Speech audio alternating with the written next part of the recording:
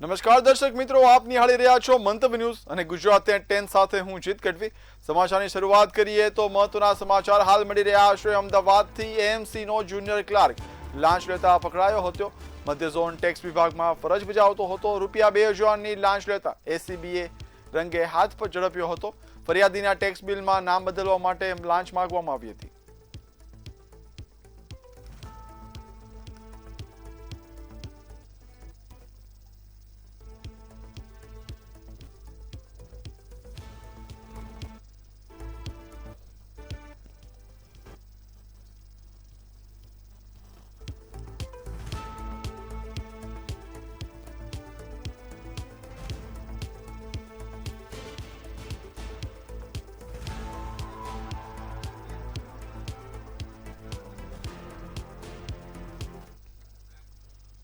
જૂનાગઢથી મહત્વના સમાચારની વાત કરીએ તો કેશોદના માંગરોળ રોડ પર ગમખ્વાર અકસ્માત સર્જાયાની ઘટના છે તે સામે આવી હતી। વાત કરીએ મહત્વના સમાચારની, હાલ સમાચાર જૂનાગઢથી મળી આવ્યા છે। કેશોદના માંગરોળ રોડ પર ગમખ્વાર અકસ્માત સર્જાયો હતો।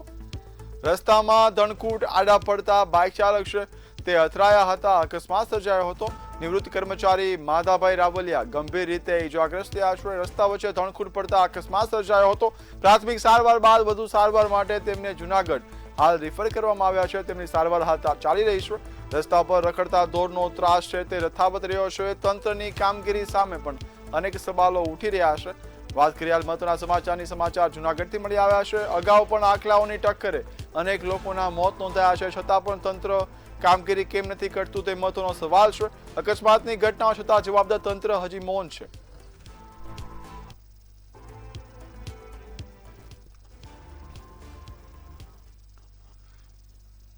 હવે નજર કરીશું અન્ય સમાચાર પર તો ગાંધીનગરમાં ગુજરાત સરકાર પાવાગઢ મહાકાળી ધામને વધુ ભવ્ય અને આધુનિક બનાવવા રૂપિયા 359 કરોડના મેગા માસ્ટર પ્લાન પર કામ કરી રહી છે। પ્રથમ 2 તબક્કામાં રૂપિયા 121 કરોડના ખર્ચે મંદિર પરિસરનું વિસ્તરણ, 2374 નવી સીડીઓ, પાથવે, સીસીટીવી અને અન્ય યાત્રાળુ સુવિધાઓ વિકસાવવામાં આવી છે। મંદિર પરિસર 545 ચોરસ મીટરથી વધીને 2980 ચોરસ મીટર થયું છે।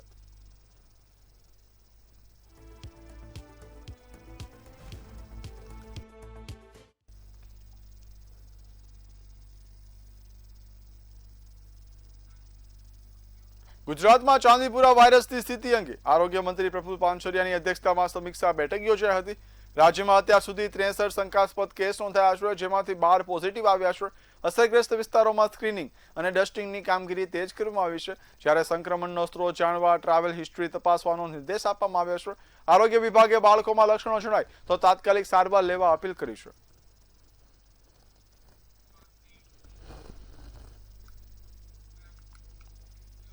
અમદાવાદના વસ્ત્રાલમાં ફટાકડાની આગની દુર્ઘટનામાં 10 લોકોના મોત બાદ શહેર કોંગ્રેસે એએમસી સામે વિરોધ પ્રદર્શન કર્યું હતું। કોંગ્રેસના કાર્યકરોએ એએમસી મુખ્ય કચેરીના પ્રાંગણમાં દેખાવો કરી આગની ઘટનામાં જવાબદાર સામે કડક કાર્યવાહી કરવાની માંગ ઉઠાવી હતી।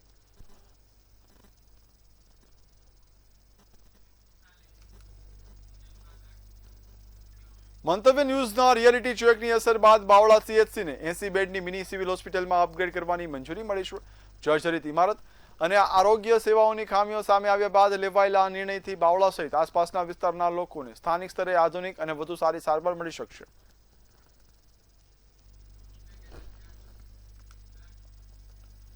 અમદાવાદમાં પહેલીવાર દીપડાની એન્ટ્રી જોવા મળી છે। શું છે વધુ વિગત, જોઈએ ખાસ અહેવાલ। અમદાવાદમાં સોસાયટીમાં દીપડો ઘૂસ્યો। કુમાશેલા વિસ્તારમાં ભયનો માહોલ। સીસીટીવીમાં દીપડા અને હિલચાલ કેદ।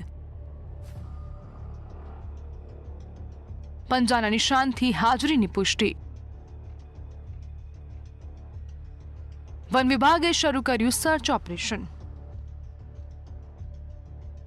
અમદાવાદના ગુમાગામ નજીક આવેલી શરણદીપ સોસાયટીમાં મોડી રાત્રે દીપડો ઘૂસી જતા સ્થાનિકોમાં ભયનો માહોલ સર્જાયો છે। સોસાયટીની દિવાલ કૂદીને અંદર પ્રવેશેલો દીપડાની એક યુવતીએ પણ જોયો હોવાનું સામે આવ્યું, જ્યારે સમગ્ર ઘટના સીસીટીવી કેમેરામાં પણ કેદ થઈ છે। એવી વિનંતી છે કે સંધ્યાકાળે ખાસ કરીને તેઓના બાળકોને બહુ અવાવરી જગ્યાએ ના મોકલે અને નજર સામે રાખે અને જે સોસાયટીના આંગણા સુધી જ સીમિત રાખે અને કોઈને ભયમાં આની અંદર રહેવાની જરૂર નથી, કેમ કે મનુષ્ય દીપડાના કુદરતી ખોરાક નથી, એટલા માટે આપણે કોઈ પણ પ્રકારનો ભયમાં રહેવાની જરૂર નથી. પરંતુ જો ક્યાંય દીપડાને તમે સ્પોટ કરો તો તરત જ વન વિભાગની જે હેલ્પલાઇન નંબર છે એના ઉપર સંપર્ક કરી શકાશે. કેમ આવ્યો હોઈ શકે બેન? ખોરાક વર્ષોમાં કે પછી બીજા કોઈ કારણો હોઈ શકે?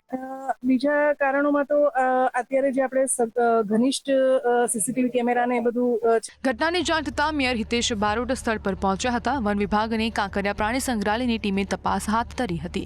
સોસાયટીમાં 3 થી 4 સ્થળે દીપડાના પંજાના નિશાન મળી આવતા અધિકારીઓએ દીપડાની હાજરીની પુષ્ટિ કરી છે. હાલ વન વિભાગ અને કાંકરિયા પ્રાણી સંગ્રહાલયની ટીમ ગુમાશેલા વિસ્તાર સહિત આસપાસના વિસ્તારોમાં દીપડાને શોધી પકડવા માટે સર્ચ ઓપરેશન ચલાવી રહી છે. ઘટનાને પગલે સ્થાનિકોમાં ચિંતા અને ભયનો માહોલ જોવા મળી રહ્યો છે, જ્યારે લોકોને સાવચેતી રાખવા માટે અપીલ કરવામાં આવી છે. બ્યુરો રિપોર્ટ, મંતવ્ય ન્યૂઝ. અમદાવાદમાં કોંગ્રેસના પ્રદેશ પ્રમુખ અમિત ચાવડાએ પેપર લીક મુદ્દે ભાજપ સરકાર પર આકરા પ્રહાર કરતા કહ્યું કે દેશમાં પેપર લીક હવે મહામારી બની ગયું છે અને સરકારની નિષ્ફળતાના કારણે લાખો વિદ્યાર્થીઓનું ભવિષ્ય જોખમમાં મુકાયું છે. છાત્રોની ગુંજ એટલે કે છાત્રોનો અવાજ ખૂબ આક્રોશ સાથે બુલંદ થઈ રહ્યો છે. ભારતીય જનતા પાર્ટીની જે સરકાર છે એની ભ્રષ્ટ નીતિ, એના મેળાપીપણા, આખી સિસ્ટમ ફેલના પરિણામે આખા દેશમાં પેપર લીક એક મહામારી બની ગઈ હોય એવી સ્થિતિનું નિર્માણ થયું. સુરતમાં સોનમ વાંગચુકના સમર્થનમાં વિદ્યાર્થીઓ અને સ્થાનિકોએ કલેક્ટર કચેરીએ વિરોધ પ્રદર્શન કર્યું હતું. ધર્મેન્દ્ર પ્રધાનના રાજીનામાની માંગ સાથે સૂત્રોચ્ચાર કરવામાં આવ્યા હતા. કલેક્ટર મારફતે વડાપ્રધાનને આવેદનપત્ર પાઠવાયું અને ભૂખ હડતાળ પર બેઠેલા પ્રદર્શનકારીઓની માંગણીઓ પર તાત્કાલિક ધ્યાન આપવાની અપીલ કરાઈ હતી. અમે પાર્લામેન્ટ તો જઈ શકશું નહીં ત્યાં સુધી, એટલે એટલીસ્ટ અહીંયા જઈને વીકેન્ડ આપણે લોકોને સપોર્ટ કરી શકીએ છીએ, કારણ કે ફંડામેન્ટલ હ્યુમન રાઇટ છે એજ્યુકેશનનો. એના માટે ગવર્મેન્ટે રિસ્પોન્સિબિલિટી લેવી જોઈએ. આવું કંઈ પણ પેપર લીક થયું હોય તો એ લોકો ગવર્મેન્ટે આગળ આવીને કંઈક કરવું જોઈએ. એટલીસ્ટ ડાયલોગ તો કરો. વ્યક્તિ આટલું ભૂખો મરવા પડેલો છે, કોઈ કંઈ પડી જ નથી. આટલી સુધીની બેદરકારી તો નહીં ચાલી શકે ને. ઇનસેન્સિટિવ અપ્રોચ, પાછું લાઠીચાર્જ થાય છે. આવું કેમ થાય છે? સાંભળો ને સનિધિ. हम लोग विरोध इसलिए करने आए क्योंकि सरकार अकाउंटेबल नहीं है. नीट पेपर लीक हुआ, उसका जवाब नहीं दे रही है. Sonam Wangchuk sir hunger strike में 22 दिन से बैठे हुए हैं, बट उन्हें इस तरीके से स्टेज पर से घसीट के लेके जाया गया है, वो भी विदाउट परमिशन, और बाद में आके कुछ और कह रहे हैं. हमारी मांग यही है कि जो हमारा एजुकेशन मिनिस्टर है धर्मेंद्र प्रधान, उनके अंडर में पिछले 5 साल में 50 से ज़्यादा पेपर लीक्स हुए हैं. हमारा यही कहना है कि उसकी जवाबदेही उनकी बनती है, और वो जवाबदेही के अंडर में कोई भी अगर इंसानियत वाला इंसान होता तो अगर करोड़ों बच्चों की लाइफ रिस्क पे आ रही है उनकी वजह से. 21 बच्चों ने सुसाइड कर लिया है. वो हमारे जूनियर होने वाले थे, वो मेडिकल स्टूडेंट्स होने वाले थे. अगर 21 बच्चे सुसाइड कर रहे हैं तो उसकी जवाबदेही देते हुए वो अपना रिजिग्नेशन दे. और जो सोनम वांगचुक सर का इलीगल डिटेंशन करके रखा है सफदरजंग हॉस्पिटल में, उनका इमीडिएट रिलीज करे और उनको जो उनकी मांगे हैं वो. વાસદ રેલવે સ્ટેશન પરથી માસૂમ બાળકીના અપહરણ, દુષ્કર્મ અને હત્યાના કેસમાં એક મોટો વળાંક આવ્યો હતો. બાળકીના હત્યાના આરોપીનું પોલીસ ફાયરિંગમાં મોત થયું હતું. આરોપીને પકડીને લઈ જતી વખતે તેણે પોલીસ પર જીવલેણ હુમલો કર્યો હોવાનો દાવો કરવામાં આવ્યો હતો. આત્મરક્ષામાં પોલીસે 5 રાઉન્ડ ફાયરિંગ કર્યું હતું, જેમાં આરોપી ગંભીર રીતે ઘાયલ થયો અને સારવાર દરમિયાન તેનું મોત થયું હતું. વાસદ ગામના રેલવે સ્ટેશન ખાતેથી એક માસૂમ બાળકીનું અપહરણ કર્યા બાદ તેની સાથે દુષ્કર્મ અને ત્યારબાદ તેની હત્યા જેવી ગંભીર ઘટનાને અંજામ આપનાર આરોપી પોલીસની ગોળીનો શિકાર બન્યો છે. હાલ આણંદ જિલ્લાના એસપી આપણી સાથે જોડાયા છે અને સીધા જ વાત કરીશું. સાહેબ, આ જે વાસદનો ગુનો છે, સમગ્ર ઘટના શું હતી અને પોલીસ દ્વારા તેને ઠાર મારવામાં આવ્યો છે, શું કહેશો? ગઈકાલે વાસદ રેલવે પોલીસમાં એક ગુનો દાખલ થયેલો હતો, જેમાં વાસદ રેલવે પ્લેટફોર્મ ઉપરથી એક 4 વર્ષની બાળકીનું એક માણસ અપહરણ કરતો દેખાય છે. સીસીટીવી ફૂટેજ પણ એના મળે છે. બાદમાં એ બાળકીનો મૃતદેહ રેલવે ટ્રેક ઉપરથી મળે છે. તપાસમાં એ પણ સામે આવે છે કે એના ઉપર દુષ્કર્મ થયું છે. રેલવે પોલીસ દ્વારા આ ફૂટેજ આસપાસના જિલ્લાઓને મોકલીને આરોપી શોધવા માટે વિનંતી કરવામાં આવેલી હતી, જેથી આણંદ જિલ્લામાં પણ આ ફૂટેજના આધારે એલસીબીની અલગ અલગ ટીમોને આરોપી શોધવાનો ટાસ્ક આપવામાં આવેલો હતો. ગઈકાલે આખો દિવસ એલસીબીની ટીમો દ્વારા આરોપીની શોધખોળ કરવામાં આવેલી હતી, પરંતુ ક્રિમિનલ રેકોર્ડ તપાસતા એવું જણાણું કે આ આરોપી આ જ ટાઈપના ચહેરાવાળો આરોપી અગાઉ પણ પોલીસે પકડેલો છે અને એ 2020માં એક રેપ વિથ મર્ડરનો બનાવ બનેલો. જેથી ક્રિમિનલ રેકોર્ડ આધારે ખબર પડી કે આ આરોપી છે એનું નામ સુરેશ પરમાર છે અને આ એ જ આરોપી છે જે વાસદ રેલવે પ્લેટફોર્મ ઉપરથી બાળકીનું અપહરણ કરીને મર્ડર કર્યું હોય. જેથી પોલીસ ટીમ છે એને શોધી રહી હતી. ગઈકાલે મોડી સાંજે આરોપી છે બોચાસણ પાસેથી મળી આવેલો. પોલીસ ટીમ તેને લઈ અને પોલીસ સ્ટેશને આવી રહી હતી. ટીમમાં એક પીએસઆઈ એલસીબીના અને 2 એલસીબીના કર્મચારીઓ હતા, સરકારી ગાડીમાં લાવી રહ્યા હતા. પરંતુ આરોપી છે એ દારૂના નશામાં હોય એણે એવી ફરિયાદ કરી કે મને ઉલટી જેવું થાય છે, જેથી ગાડી રોડના કિનારે રાખી અને પોલીસના 2 કર્મચારીઓ આરોપીને લઈને નીચે અને ઉલટી કરાવવા માટે ઉતર્યા. એ દરમિયાન અચાનક જ આરોપીએ પોતાની પાસે કોઈ તીક્ષ્ણ હથિયાર રાખેલું હશે કાઢીને બંને પોલીસ કર્મચારીઓ ઉપર હુમલો કરવા લાગેલો. પહેલા એક કર્મચારીને છરી મારવાનો પ્રયત્ન કર્યો. બચાવમાં પીએસઆઈ પોલીસ કર્મચારીએ પોતાનો હાથ આડો રાખી દીધો. હાથ ઉપર એને છરી વાગી ગઈ, જેથી તાત્કાલિક પીએસઆઈ ગાડીમાંથી નીચે ઉતરી આરોપીને રોકવાનો પ્રયત્ન કર્યો. એ રોકાણો નહીં. હવામાં એક વખત ફાયરિંગ કરીને એને વોર્નિંગ આપી, આમ છતાં પણ એ રોકાણો નહીં. અને બીજા પોલીસ કર્મચારી ઉપર પણ એને છરીથી હુમલો કરી દીધો. એમાં એને છાતીમાં પણ ગંભીર રીતે ઈજા થઈ બીજા પોલીસ કર્મચારીને, જેથી પીએસઆઈ ફરી વખત એને ચેતવ્યો અને આરોપી વધારે એગ્રેશનથી પીએસઆઈને મારવા પણ ધસી ગયો.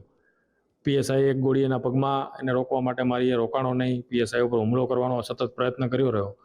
100 બચાવમાં જેથી પીએસઆઈએ બીજા 4 રાઉન્ડ ફાયર કરી આરોપીને ઇન્જર કર્યો. જે માસૂમ દીકરી હતી તેને ક્યાંક ને ક્યાંક ન્યાય મળ્યો છે અને આરોપીએ જે પ્રકારે પોલીસ પર હુમલો કર્યો અને તેના બદલામાં તેણે જે જીવ ગુમાવવો પડ્યો તે તેની સજા ખૂબ જ યોગ્ય હોય તે પ્રકારેનું સ્થાનિકોનું માનવું છે.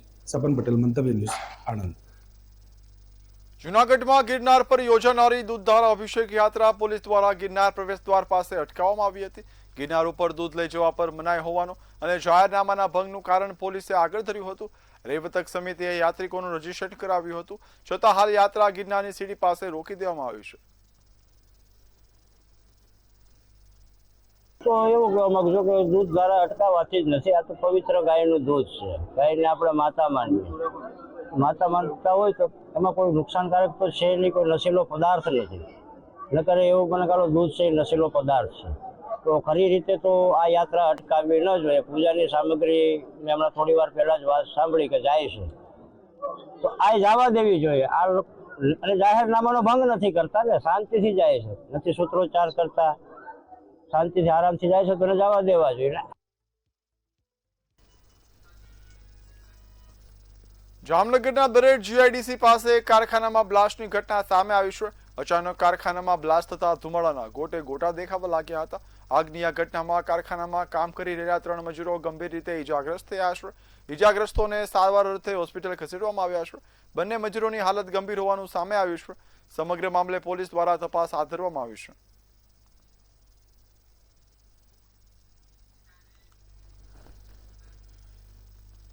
રાજકોટ મહાનગરપાલિકાની જનરલ બોર્ડ બેઠકમાં જંગલેશ્વર ડિમોલેશનના ખર્ચ અને આજી રિવરફ્રન્ટના કામને લઈને ભારે હોબાળો થયો હતો. કોંગ્રેસના નગરસેવકોએ કરોડો રૂપિયાના ખર્ચમાં ભ્રષ્ટાચાર અને અધિકારીઓ દ્વારા બોર્ડને ગેરમાર્ગે દોરવાના આક્ષેપો કર્યા હતા. જવાબ ચોંકાવનારા એટલા માટે છે કે જવાબ એક પણ સાચા આવ્યા નથી અને બધા ખોટા જવાબ આવ્યા છે. જે ભ્રષ્ટાચાર કર્યો છે તે તેના મોઢેથી જ બોલે છે. જે ઇન્ટરસેપ્ટર લાઈન નાખવામાં આવી હતી ઈસ્ટ ઝોન વેસ્ટ ઝોનની, એ રીતના મને જવાબ દેવામાં આવ્યો, જેનો ખર્ચ આશરે 300 કરોડ કરવામાં આવ્યો છે. તે ખર્ચમાં મેં એમને પૂછ્યું કે ભાઈ અત્યારે હાલ શું પરિસ્થિતિ છે, તો એ જવાબ આપી ન શકે. હાલ ઇન્ટરસેપ્ટરની એક પણ લાઈન અહીંયા હાજર નથી. જે પણ કામ કરવામાં આવ્યું તે એક પણ કામ અત્યારે ઊભું નથી. અધિકારીઓએ મેં જે તમામ ખર્ચ બાબતનો પ્રશ્ન પૂછેલો હતો, એમાં એ લોકોએ એમની પોતાની આંકડાની માયાજાળ અમને બતાવી દીધી છે, જેના માટે મને પૂરતો સંતોષ નથી. એટલે મેં એ લોકો પાસે લેખિતમાં જવાબ માંગેલો છે. લેખિતમાં મને કાંઈ એવું લાગશે તો હું ચોક્કસ એની આરટીઆઈ પણ કરીશ. ખાસ કરીને જે મેયરશ્રીએ એવું કીધું કે 27 લાખનું જે કાજુ કતરી વાળું ખાસ કરીને બિલ, એ બિલ પેન્ડિંગ કેન્સલ કર્યું છે કે પેન્ડિંગ રાખ્યું, પેન્ડિંગ ને કેન્સલ કર્યું એવું કીધું છે.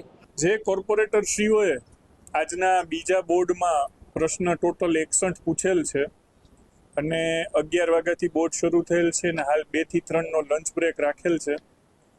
લંચ બ્રેકનું ભોજન અમે એક નવી પરંપરા શરૂ કરી રહ્યા છીએ કે વ્યક્તિગત મેયર નેહલ શુક્લ તરફથી છે અને ખાસ કરીને 11 પ્રશ્ન પૈતા છે, એટલે ખૂબ ડિટેલમાં ચર્ચા થઈ રહી છે. વડોદરા જિલ્લા વહીવટી તંત્ર દ્વારા રાજવી પરિવાર સામે કડક કાર્યવાહી હાથ ધરવામાં આવી છે. કોર્ટના ચુકાદા બાદ કલેક્ટરે યવતેશ્વર મહાદેવ મંદિર ટ્રસ્ટની ₹2400 કરોડની કિંમતી જમીન પર કબજો મેળવ્યો છે. આ કાર્યવાહી અંતર્ગત ફેન્સિંગ લગાવવાની કામગીરી પૂર્ણ થયા બાદ દબાણો દૂર કરાયા હતા. કલેક્ટરે જમીનમાં દાખલ થયેલા નામ સામે વાંધો ઉઠાવી કડક કાર્યવાહી હાથ ધરી છે.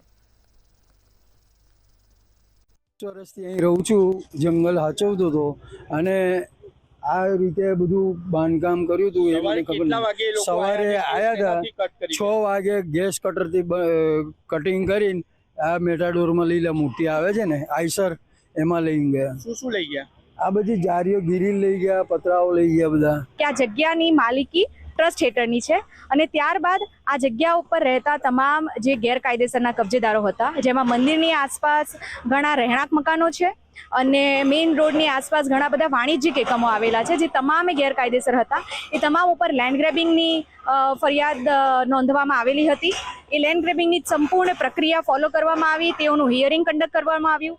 તેઓને જે પણ આધાર પુરાવા રજૂ કરવા હતા તે તમામ આધાર પુરાવાઓની ચકાસણી કરી લેન્ડ ગ્રેબિંગનો હુકમ કરવામાં આવ્યો હતો અને તારીખ 18/7ના રોજ આ જગ્યાનું સંપૂર્ણ ડેમોલિશનની જે કાર્યવાહી છે એ ચાલુ કરવામાં આવી હતી બપોરે 2 વાગે. આ ડેમોલિશનની પ્રક્રિયા આમ તો જોવા જઈએ તો 20 કલાકથી પણ ઉપર ચાલુ હતી અને અત્યારે પણ આ જગ્યાની ક્લિનિંગની કામગીરી ચાલી રહી છે. વડોદરા કલેક્ટરની મોટી કાર્યવાહી. વડોદરાના કલેક્ટરે વર્ષોથી યવતેશ્વર મહાદેવ ટ્રસ્ટની પર ગેરકાયદેસર રાજવી પરિવારે કબજો મેળવ્યો હતો ને આ કબજાની સામે વડોદરા કલેક્ટર વર્ષોથી ચેરિટી કમિશનર હોય કે અન્ય કોર્ટોમાં લડી રહ્યા હતા અને કોર્ટના હુકમ બાદ વડોદરા કલેક્ટરે મોટી કાર્યવાહી કરી છે. આપ સ્ક્રીન પર જોઈ રહ્યા છો એમ આ યવતેશ્વર મહાદેવ ટ્રસ્ટનું મંદિર છે અને એની બાજુમાં આપ સ્ક્રીન પર જોઈ રહ્યા છો એમ આ યવતેશ્વર મહાદેવ ટ્રસ્ટની બાજુમાં જે ગેરકાયદેસર કબજો કરી અને ગેરકાયદેસર રીતે અન્ય લોકોને આ મિલકત પધરાવી દેવામાં આવી હતી, તેના પર Vadodara collector Anil Dhameliya, additional collector BS Patel અને સિટી પ્રાંત સિદ્ધિ વર્માએ 36 કલાક સતત કામગીરી કરી અને આ જમીન પર પુનઃ સરકારનો કબજો મેળવી લીધો છે અને યવતેશ્વર મહાદેવ ટ્રસ્ટના કમ્પાઉન્ડમાં જે પણ ગેરકાયદેસર મિલકતો આવી છે તેનો ડિમોલિશ કરી દીધી છે. ત્યારે સવાલ એ ઊભો થાય છે કે વડોદરા શહેરના રાજવી પરિવારનું એક નામના છે, ત્યારે રાજવી પરિવારે કયા ઉદ્દેશથી આ યવતેશ્વર ટ્રસ્ટમાં પોતાનું નામ દાખલ કરી દીધું અને પોતાનું નામ તો દાખલ કરી દીધું પરંતુ અન્યના નામે પણ અહીંયાથી મિલકતો દસ્તાવેજ કરી આપ્યા. જ્યારે વડોદરા કલેક્ટરે લેન્ડ ગ્રેબિંગનો ગુનો દાખલ કર્યો ત્યારે રાજવી પરિવારના કેટલાક સભ્યો યવતેશ્વર મહાદેવ ટ્રસ્ટના કમ્પાઉન્ડમાં આવેલી પોતાની મિલકત સવારે ચોરી છુપી આવી અને લઈ ગયા છે તેવો પણ નાગરિકો આક્ષેપ કરે છે. એટલે રાજવી પરિવારના વંશજો રાજવી પરિવારનું નામ બગાડે તેવી કાર્યવાહી કરી રહ્યા છે. કેમેરામેન મિલિંદ મેલે સાથે નિલેશ બ્રહ્મભટ્ટ, મંતવ્ય ન્યૂઝ વડોદરા. વડોદરામાં વિશ્વામિત્રી નદીના શુદ્ધિકરણના દાવા વચ્ચે ફરી પ્રદૂષણના આક્ષેપો સામે આવ્યા છે. અકોટા સ્થિત દિનેશ મિલ ગટર નાળા પાસે ગટરનું અશુદ્ધ પાણી નાળામાં છોડવામાં આવી રહ્યું હોવાના દ્રશ્યો સામે આવ્યા છે. આ અશુદ્ધ પાણી સીધું વિશ્વામિત્રી નદીમાં ઠાલવતું હોવાનું સ્થાનિકોએ આરોપ લગાવ્યો છે. નદીમાં સતત ગંદુ પાણી છોડાતા વિશ્વામિત્રી ફરી પ્રદૂષિત બની રહી છે. સમગ્ર ઘટનાને પગલે સ્થાનિકોમાં ભારે રોષ જોવા મળી રહ્યો છે. હવે સમગ્ર મામલે કોર્પોરેશનની બેદરકારી સામે અનેક સવાલો ઉભા થયા છે. આ ઘડનારું છે, આ નદી જેવું પાણી વહે છે અહીંયા ગટરનું. આ ડ્રેનેજ લાઈન છે, આ ડ્રેનેજ લાઈનનું છે ને, આ ડ્રેનેજ લાઈનનું કામ જ નથી કર્યું આ લોકોએ. સ્માર્ટ સિટીના નામ પર ધબ્બો છે કોર્પોરેશન, જે આટલા પૈસા ફાળવે છે છતાંય આનું કામ નહીં કરી શકતા. આ રસ્તો બંધ છે, કોઈની જાનહાનિ થશે એનું જવાબદાર કોણ? કોર્પોરેશન કે સરકાર? આ શું કેવું એ જ નહીં ખબર પડતી. આ આંધ્રું બેરું જ કૂટાય છે. આ દિનેશ મિલથી નટા ટાઉનશીપ પરશુરામ ભટ્ટા તરફ જવાવાળો રસ્તો છે અને સવારથી પાણી આમ વહે છે. વગર વરસાદે પાણી આવે છે. મેઇન વસ્તુ તો એ છે કે વગર વરસાદે પાણી એટલે વિચારવા જેવું છે. 3 નાળા ભરાય તો આપણે માનીએ, વરસાદમાં 3 નાળા ભરાય બધા જ માને. 3 ઘર નાળા ફેમસ જ છે. 10 મિનિટ વરસાદ, કલાક વરસાદ પડે એટલે નાળા ભરાઈ જાય, પણ આ વગર વરસાદે રોડ બંધ છે. હવે એ વસ્તુ એવી છે કે ખરાબ પાણી જે છે, ગટરનું પાણી સીધું રોડ પર આવે છે. તંત્ર કે કોઈ અધિકારી અહીંયા આવતા નથી અને અહીંયા બેરિકેડ મેલે ને રસ્તો બંધ કરે. અહીંયા જઈને કોઈ દુર્ઘટના થાય, કોઈનો જીવ ગતો, જવાબદાર કોણ? સવારનું આ પાણી ઉભરાય છે, એટલું દુર્ગંધ મારતું છે. લોકો આર્થિક રીતે, માનસિક રીતે હેરાન થઈ રહ્યા છે, કેમ કે એમને અહીંયાથી 1-1.5 કિલોમીટર ફેરાવ એટલે આર્થિક રીતે તૂટી રહ્યા છે અને માનસિક રીતે. એટલે આ રોજની અમને બીમારીનું એક ઘર જ થઈ રહ્યું છે. સમજી લો, આ વિસ્તાર એટલે એક બીમારીનું ઘર. જે સયાજીગંજ વિસ્તાર ગણાયા તેની અંદર બીમારીનું પ્રમાણ વધારે છે. અહીંયાની આ હવા તમે ચેક કરશો ને તો બી હવા શ્વાસ લેવા લાયક નથી. અને આ નોન ટ્રેડ પાણી હશે જે વિશ્વામિત્રીમાં વહી રહ્યું છે. વિશ્વામિત્રી પ્રોજેક્ટની વાતો મોટી કે અમે શુદ્ધિકરણ કરી રહ્યા છે, કઈ છે શુદ્ધ થવાની? તમે ખાલી વિશ્વામિત્રીના કરોડો રૂપિયા ખાલી બજેટ પર પાસ કરી રહ્યા છો, પણ તમે આવું ને આવું રહેશે. તમે ગરનારું રિપેર નથી થઈ રહ્યું. આ ગટરનું પાણી ક્યાં ટ્રીટ થઈને આવી રહ્યું છે? ડાયરેક્ટ આ બાજુ બાયપાસ આવી રહ્યું છે એવું લાગી રહ્યું છે. વડોદરાના સાવલીમાં 64 વર્ષીય રમન રાઠોડિયાની હત્યા કેસમાં પોલીસે માત્ર 36 કલાકમાં ભેદ ઉકેલી નોંધપાત્ર સફળતા મેળવી છે. તપાસમાં પશુ વેચાણના પૈસાની લેતી દેતીને લઈને 17 વર્ષના સગીરે હત્યા કરી હોવાનો ખુલાસો થયો છે. પોલીસે સગીરની અટકાયત કરીને વધુ પૂછપરછ શરૂ કરી છે.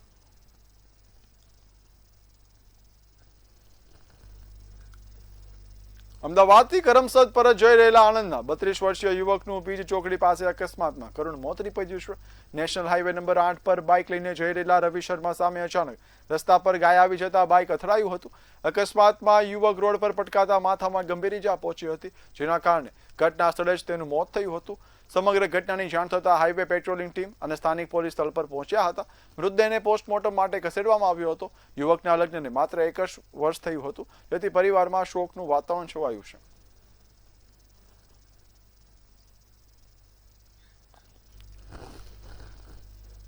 મહેસાણામાં કરોડો રૂપિયાના ખર્ચે બનેલું મહાનગરપાલિકાનું શોપિંગ સેન્ટર છેલ્લા 2 વર્ષથી ઉપયોગ વિના ધૂળ ખાઈ રહ્યું છે.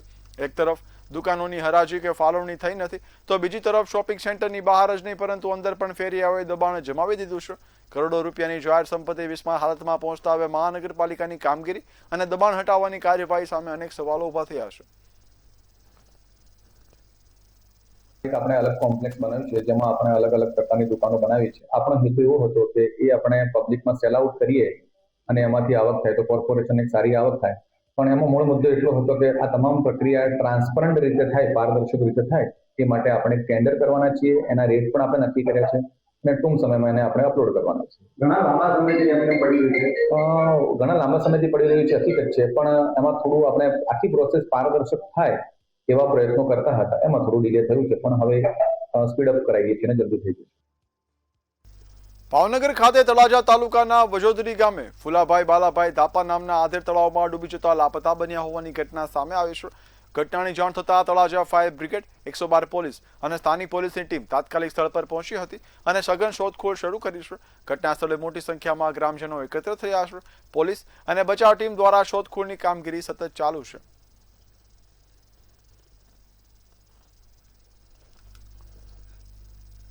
કેશોદના અખોદર પાદોદર ગામને જોડતા રસ્તા કાંઠે બનાવાયેલા ગેરકાયદેસર માટીના પાળાથી ખેડૂતો અને ગ્રામજનો મુશ્કેલીમાં મુકાયા છે. આશરે 3000 ફૂટ લાંબા, 35 ફૂટ પહોળા અને 15 ફૂટ ઊંચા પાળાને કારણે વરસાદી પાણી રસ્તા અને ખેતરોમાં ભરાઈ જતા ઊભા પાકને નુકસાન થવાની ભીતિ સેવાઈ રહી છે. અમારે પાડોદરથી અખોદર રસ્તાને વચ્ચે બે બાજુ પારા, એને વરસાદને હિસાબે પાણીના ભરાવો થાય છે. એને હિસાબે અમારે સાધન કે માણસના હાલવાની વધુ તકલીફ છે. તો સાહેબ 2 વર્ષ ત્યાં અમે આની ઓલી કરીએ તો એમાં કોઈ તંત્ર કે કંઈ ધ્યાન નથી દેતો. અમે એના 2 ખેડૂ એમ કહે કે મારી સાઈડ છે, ઓલો કે મારી સાઈડ છે. એ બધી જવાબદારી તંત્રની છે. એમાં સાહેબ અમે આજ 2 વર્ષ ત્યાં એટલી મહેનત કરીને એટલા આવેદનપત્ર આપ્યા, એટલા મામલતદાર સાહેબને મળ્યા, તો હજી આનો કંઈ રસ્તો અમને મળ્યો નથી. જ્યાં એક તરફ આધુનિક હવામાન વિભાગ સેટેલાઇટ અને અદ્યતન ટેકનોલોજીના આધારે વરસાદી આગાહી કરી રહી છે, ત્યાં જામનગર જિલ્લાના આમરા ગામમાં આજે પણ 5 થી 6 સદીઓ જૂની અનોખી પરંપરા જીવંત છે. અષાઢના પ્રથમ સોમવારે સમગ્ર ગામ એકત્ર થઈ રોટલાની દિશાના આધારે વરસાદના આગમન અને તેના પ્રમાણનો વર્તારો કરે છે. વિજ્ઞાનના યુગમાં પણ આ પરંપરા ગ્રામજનો માટે આસ્થા, સંસ્કૃતિ અને પ્રકૃતિ સાથેના અતૂટ વિશ્વાસનું પ્રતીક બની રહી છે.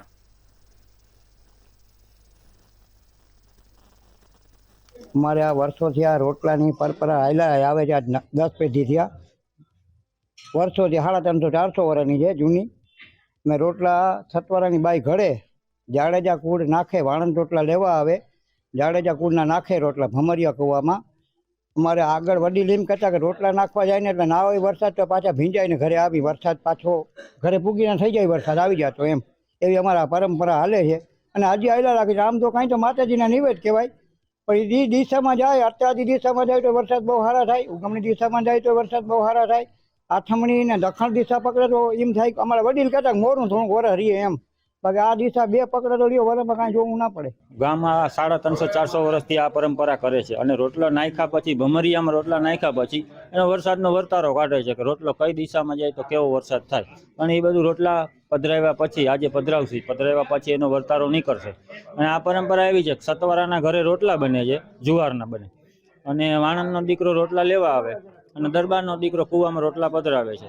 જો આ રોટલો કૂવામાં નાખ્યા પછી ઉગમણી બાજુ જાય તો વરસાદ 100% સારો થાય, આથમણી બાજુ જાય તો વરસાદ એકદમ નબળો થાય, અત્રાદી દક્ષિણાદી જાય તો વરસાદ 75% સારો થાય, 25% નબળો રહે. અને જો આથમનો રોટલો જાય તો 100% વરસ નબળું રહે એવો અનુમાન આજથી 350-400 વર્ષથી હજી આવે છે, એના ઉપરથી હાલ્યું આવે છે. ગુજરાત એટ 10 માં હાલ બસ આટલું જ. હવે નિહાળો ઝડપી સમાચાર મંતવ્ય એક્સપ્રેસમાં. નમસ્કાર.